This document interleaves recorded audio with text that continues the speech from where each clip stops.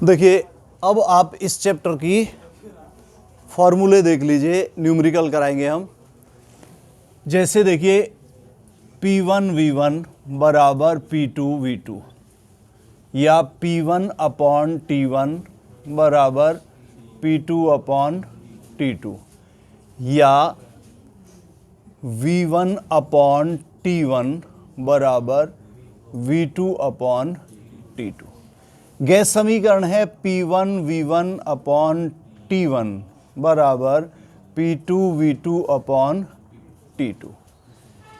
एक है द्रव्यमान बराबर होता है आयतन गुणा घनत्व, अर्थात m स्मॉल लगा लें, कैपिटल लगा लें, जो भी वैसे स्मॉल है, बराबर v इंटू डी। अगर हम v को देखें तो v बराबर किसके हो जाएगा? m अपॉन डी के। ठीक है, यहां पर देखिए v यहां पर भी है, v यहां पर भी है। ये कुछ राइटर्स ने दूसरे तरीके से लिखा है। जैसे देखिए v बराबर m बटे डी है। अगर हम यहां पर v के अंदर वही चीज इस्तेमाल करें, v आयतन बराबर होता है द्रव्यमान बटे घनत्व, तो ये फॉर्मूला क्या हो जाएगा? p इंटू m बटे डी। तो ये m1 है और ये d1 है, और बराबर किसके हो जाएगा? P2 इंटू M2 बटे D2, ये हो जाएगा। लेकिन ध्यान रखना, जो डेफिनीशन है उसमें यह है कि निश्चित द्रव्यमान की। जब द्रव्यमान निश्चित है तो वो M1 और M2 भी कट जाएंगे आपस में। तो फॉर्मूला क्या बच जाएगा आपका? P1 बटे D1 बराबर P2 बटे D2। समझ आ गया? यहां आइए, ऊपर v बराबर किसके होगा? m बटे डी के। तो m1 बटे t1 आ जाएगा, m1 बटे d1 आ जाएगा। m से m कट जाएगा तो क्या बच जाएगा यहां पर? t1 d1 बराबर t2 d2। यहां देखिए, अगर आप इस्तेमाल करेंगे, इसमें न्यूमेरिकल में आते हैं इस तरीके से। यहां पर देखिए, इसमें क्या होगा? v बराबर किसके? m अपॉन डी के।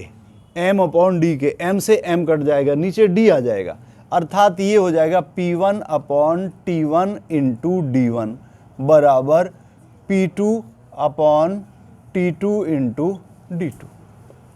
समझ आ गया? ये नए फॉर्मूले है। इसके अलावा आप और भी देखिए ये है PV बराबर nRT,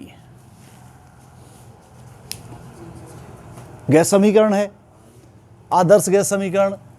अब आपको मालूम है कि n बराबर होता है W माने या m माने बटे क्या है? m dash, अणुभार।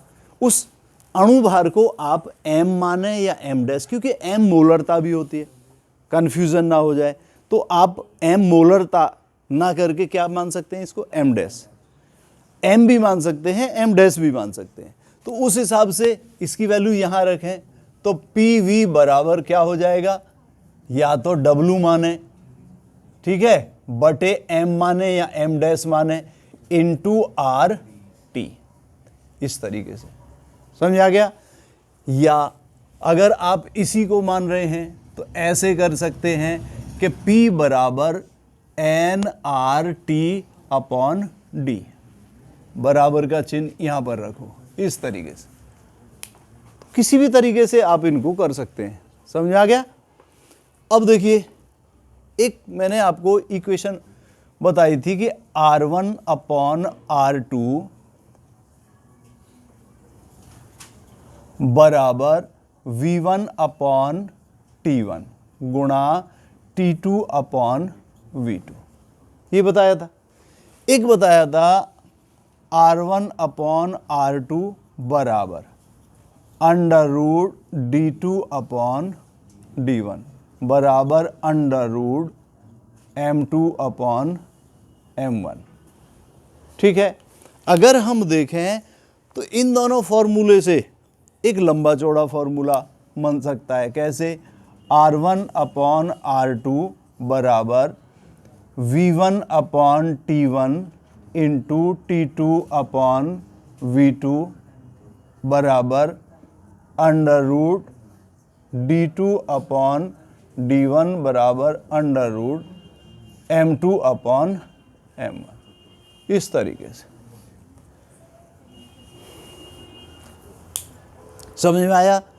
और देख लीजिए एक फॉर्मूला।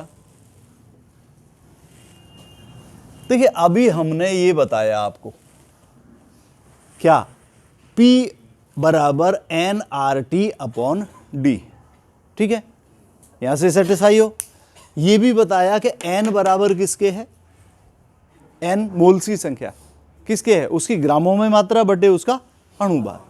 अगर हम ऐसे करें कि देखिए P बराबर n के स्थान पर क्या रखें, उसकी मात्रा, चाहे W रखें या m रखें, कुछ भी रख सकते हैं, ध्यान करें वो आपका अपना है, बटे क्या है V, नहीं एक सेकंड दोबारा देखिए इसको, ये निकलेगा इससे, ये तुमने बताया नहीं, मैं ही चकरा गया।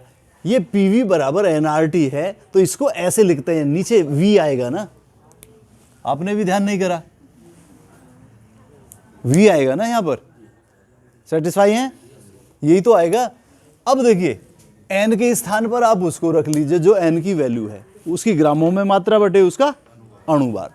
अब P बराबर किसके, n होता है उसकी ग्रामों में मात्रा, चाहे आप W लगाएं या M लगाएं, बटे उसका क्या अणुभार, M लगाएं या M डैश लगाएं, इंटू R इंटू T, नीचे क्या रह गया इंटू V, ये है। आप ये देखिए W ग्रामों में मात्रा बटे आयतन, क्या होता है, पदार्थ की ग्रामों में मात्रा बटे उसका आयतन, क्या होता है, मोल्स की संख्या नहीं होती, वो अणुभार होता है, ये है अणुभार, ये n मोल्स की संख्या, ये इन दोनों, ये बटे ये, तो ये क्या होता है, भूल गए, ये क्या बताया है,